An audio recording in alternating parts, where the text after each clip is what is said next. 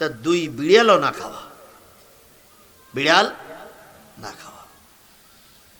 এখন বিড়াল না খাতে পেরে দুজন কঙ্কাল হয়ে গেছে।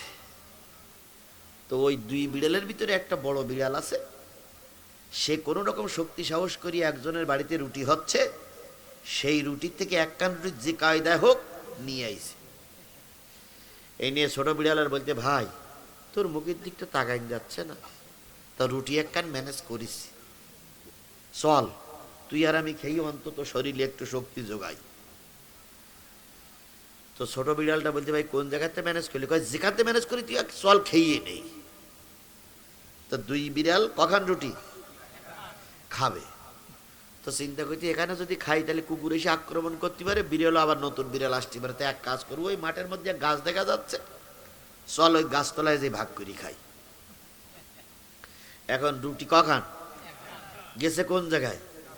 গাছতলায়। এখন গাছতলায় গিয়ে বড় বিড়াল ছোট বিড়াল দুইজন বলতেছে, ভাই, ছোট বিড়ালটা বলতে, তুই অনেক বড়, তো শরীর টরিল বড়, আর তুই যে কায়দায় হোক নিয়ে আইছিস, তা তুই ভাগ করে আমার যতটুক দিবি আমি ততটুক খাবো, তুই ভাগ কর। তখন বড় বিড়ালটা বলতেছে, না মায়েরে তুইও খাইছিস আমিও খাইছি, তাই এতে আর বেশি কোলটন সোলটন করার দরকার নেই, তুই আর আমি সমান সমান করে খাবো। এমন সময় ওই গাছের মগডালে ছিল এক বানর। কি ছিল? বানর চিন্তা করল, রুটি এরা দুইজন ম্যানেজ করিস, এখন যদি দুইজন ভাগ করে খায় বা ভাগাভাগি করে সমান নেয়, তাহলে দুটোই তো শক্তিশালী হয়ে যাবে। সুতরাং এই রুটি এদের দুইজনকে খেতে দেওয়া যাবে না। ভালো করে বুঝেন, হ্যাঁ?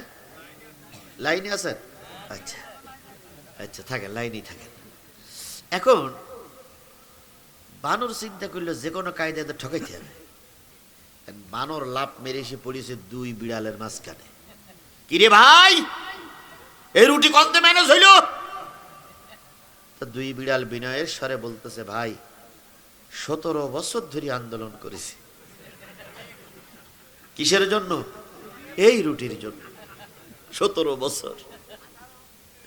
আচ্ছা, আর এক বছর আপনি বাড়াই দেবেন পরে, এখন তো আমি যেটা বলি সেইটাই শোনেন। কয় বছর? 17 বছর। এখন 17 বছর পর একটা রুটিন ম্যানেজ হয়েছে। চাচ্ছি এই বাম পাশেরটা ছোট বিড়াল খাক, ডাইন পাশেরটা বড় বিড়াল খাক। মানুষ চিন্তা করছে এরা মিলেমিশে যদি রুটি ভাগ করে তাহলে তো দুটোই কি হয়ে যাবে? শক্তিমান হবে। এরা পরবর্তীতে আর কাউকে এই এলাকায় ঢুকতে দেবে না। মানুষ চিন্তা করলো বুদ্ধি একটা বের করতে হবে। বানর বলতেছে, ভাই শোন, 17 বছর আন্দোলন করে রুটি বানালি, এখন তো কারোর কম বেশি করলি তো বিরাট গুনাহগার হয়ে যাবে।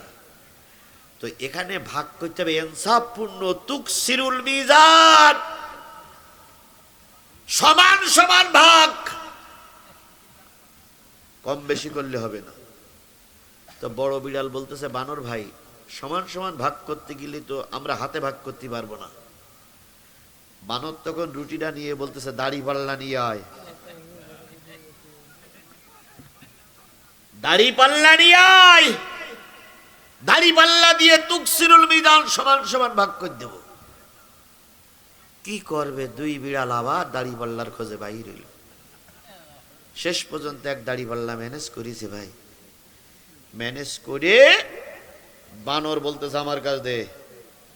বানর দাড়ি পাল্লা উঁচু করিস, রুটি ভাগ করে সমান সমান না করে একদিকে একটু বেশি করেছে, আর একদিক ইচ্ছা করে একটু কম করতেছে।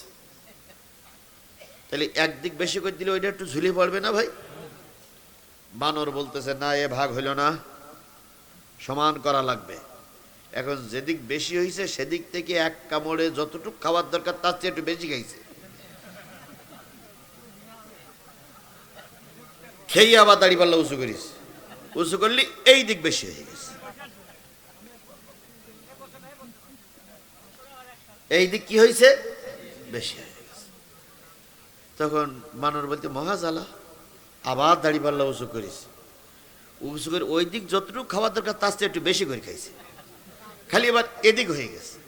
এইভাবে করতে করতে বানারা রুটি বানর খেয়েই ফেলাইছে। আছে কতটুক শিখি। তখন ছোট বিড়াল, যেটা ক্ষমতা একটু কম, সে বড় বিড়ালের বলতেছে, বড় ভাই, রুটি কি আমরা ভাগ করব না বানর ভাগ করবে? মাত্র 3 বার দাড়ি পাল্লায় তুলেছে, 3 কামড়ে বারানা খাওয়া শেষ। আর একবার যদি দাড়ি পাল্লায় তুলতে পারে, তাহলে ওই রুটি তোর আর আমার ভাগে আসবে না। 2 জন বানরের মুখে লাথি মার, লাথি মেরে বল, আমার রুটি আমি ভাগ করব, এখানে বানরের মাতব্বরি চলবে না। রুটি আমরাই ম্যানেজ করেছি, ভাগ বাটার আমরাই করব, কোন বানর নামক শয়তানের ভাগ করতে দেব না। 2 বিড়াল রুটি ছিঁড়ে নিয়ে বলতেছে, বাড়া, তোর মতন বানরের ভাগ আমাদের দরকার নেই, আমরাই ভাগ আমরাই করব। 2 বিড়াল বুঝলো ঠিকই, তার মধ্যে কতটুক চলে গেছে? বারানা চলে গেছে। জামাত আর বিএনপির ভাইদের বলি, 17 বছর আপনারা মামলা খাইছেন, মাইর খাইছেন, যে কায়দা হোক বাংলাদেশ নামক রুটি আপনারা ম্যানেজ করেছেন।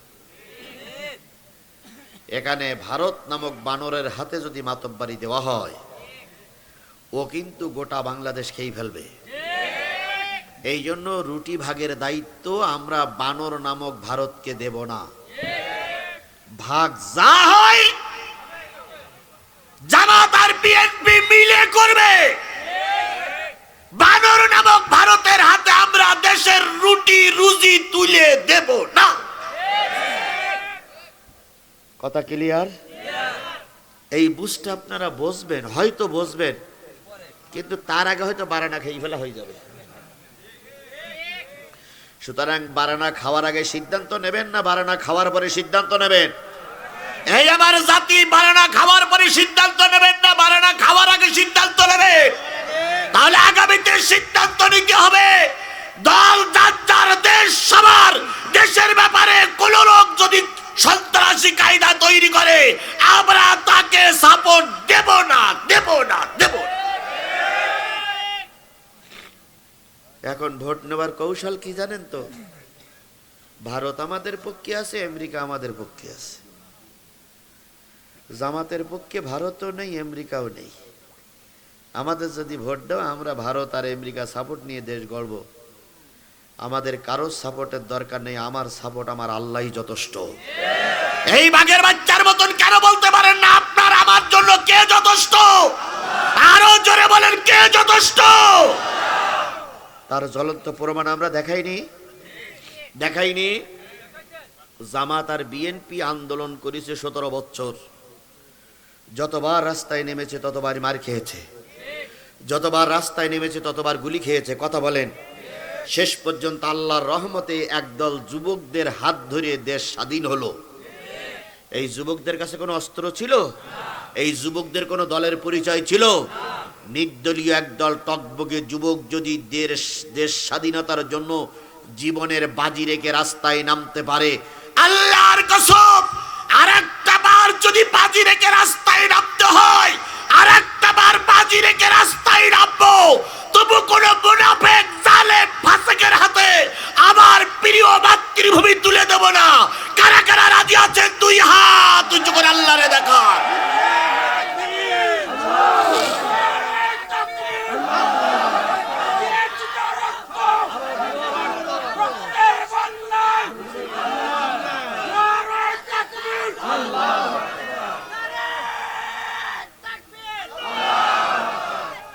আমি উল্লাপাড়া এবং কামারখন্দের মানুষদের আগের থেকেই চিনি। এরা সারা জীবন বুক দিয়েছে, পিঠ দেয়নি। এরা রাজপথের লড়াকু সৈনিক হয়ে মৃত্যুবরণ করতে রাজি, ঘরের ভিতরে ধুকে ধুকে কাপুরুষের মতন মরতে রাজি না। সেই বীর পুরুষেরা, সেই যুবকেরা, সেই কামারখন্দ এবং উল্লাপাড়ার মানুষেরা কি টার্গেট নিতে পারবা যে একটা বারের জন্য আমরা কোরআনের দেশ গড়ার জন্য সর্বোচ্চ দিয়ে কাজ করব, তবু দেশ কোনো বাতিল মুনাফিকের হাতে তুলে দেব না? এ টার্গেট কি আপনারা নিতে পারবেন? এ টার্গেট কি আপনারা নিতে পারবেন? আল্লাহ আপনাদের সহায় হোক, আল্লাহ আপনাদের সহায় হোক, আল্লাহ আপনাদের সহায় হোক। তাহলে টার্গেট কয়টি? ইসবিতু কাপ, ইয়াকতুলু কাপ, ইখরিজু কাপ, বের করে দাও না গৃহবন্দী করে রাখো, হত্যা করো অথবা দেশ থেকে কি করে দাও, বের করে দাও। আবু জাহেলের টার্গেট, না না না, দেশ থেকে বের করলে হবে না, বন্দি করলে হবে না, কি করিতে হইবে? কতল করতে হবে, হত্যা করতে হবে। এই 1 2 3 জন লোক উঠলেন, এনারা কি হাত উঁচু করিনি? ভাই আমি তো আল্লাহর কোরআনের কথাই বলতেছি নাকি? আমি কোরআনের কথা বলছি না ভাই? কোন সূরা, কয়টা আয়াত, কত নম্বর? 30 31। এতগুলো ডকুমেন্ট দিলাম, এতগুলো প্রমাণ দিলাম, কে আপনাকে উৎসাহিত করছে এই মাহফিল থেকে চলে যাওয়ার জন্য? নিশ্চয়ই শয়তান আপনার দিলের ভিতরে গুতাচ্ছে, তুই তো সঠিক পথ পেয়ে যাবে আজকের এই মাহফিলে থাকলে। তুই যেটাই বুঝেছিল ওইটাই তোর বুঝ, চল এখান থেকে বেরো, এখান থেকে বাইর, এখানে বাইর। শয়তান গুতোচ্ছে গুতোচ্ছে গুতোচ্ছে। আল্লাহ আপনাকে আমাকে দিনের খাতিরে, ইসলামের খাতিরে কবুল করুক। আরেকটু জোরে বলেন আমিন।